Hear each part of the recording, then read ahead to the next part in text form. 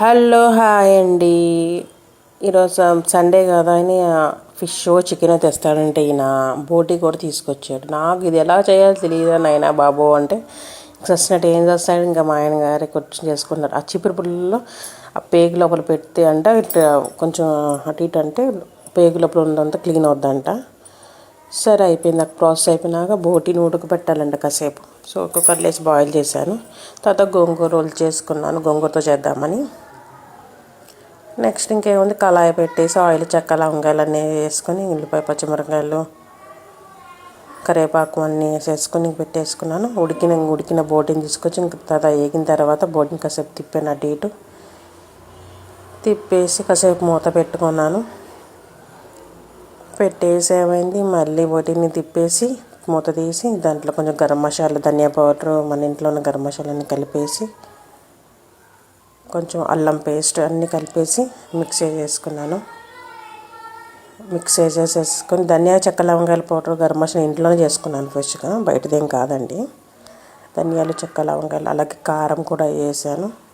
ధనియా powder కూడా ఫ్రెష్ది ఇంట్లోనే చేసుకున్నాను. ధనియా చెక్క లవంగాయలు మిరియాలు ఇవన్నీ కలిపేసి చేసుకున్నా.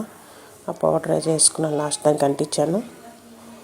ఇలా కాసేపు మొత్తం అంతా తిప్పేసి మనం ఆయిల్ దాన్ని మగ్గనివ్వడం ఒక 10 నిమిషాలు మగ్గని మూత పెట్టిన తర్వాత గోంగూర కూడా ఉడకబెట్టేసుకున్న కుక్కర్లో ఉడికిన గోంగూర పేస్ట్ని ఇట్లా వేసుకున్నాను. వేసేసుకుని ఇంకా దానికి కొన్ని మిక్స్ చేసి తిప్పేసి ఇంకా గోంగూర కూడా వేసుకుని మిక్స్ చేసి మనం తిప్పేసుకున్నాం కదా.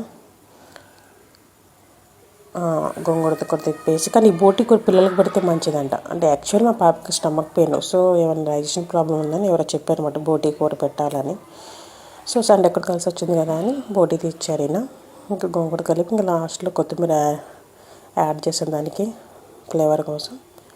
కొత్తిమీర కూడా వేసి ఇంకా లాస్ట్ ఒకవేళ మన కారం ఉప్పు తగ్గితే చూసుకోవాలి. గోంగూర వేసాం కదా పులుపు కదా, మళ్ళీ కారం వేసేసుకున్నాను లైట్గా. కారం అంటే ఇచ్చేసి మళ్ళీ కలుపుకోవడం. బోటి కూర కానీ స్మెల్ అయితే అదిరిందండి. నాకు రాదు అనుకునే కూర మొత్తానికి మా ఆయనగా నాతో చేయించారు వాళ్ళ కూర. క్లీనింగ్ అయితే ఆయన చేసుకున్నాడు, కర్రీ నేను చేసుకున్నాను. ఇంకా గోంగూరతో కలిపితే ఈవినింగ్ వరకు వస్తుంది కదా అనుకుని ఇంకా గోంగూరతో చేసుకున్నాము. ఫ్రై అయితే ఒక పూటకి అయిపోతుంది కదా అని. సో మీకు మా కర్రీగా నచ్చితే మీరు ట్రై చేయండి. అలాగే నా ఛానల్ లైక్ చేయండి, సబ్స్క్రైబ్ చేయండి ప్లీజ్. Bye bye. అదండి బోటి కూర అయితే రెడీ అయిపోయింది. గోంగూర బోటి కూర మళ్ళీ లాస్ట్లో గరం మసాలా వేసుకున్నా ఘాటుకి. Bye bye, thanks.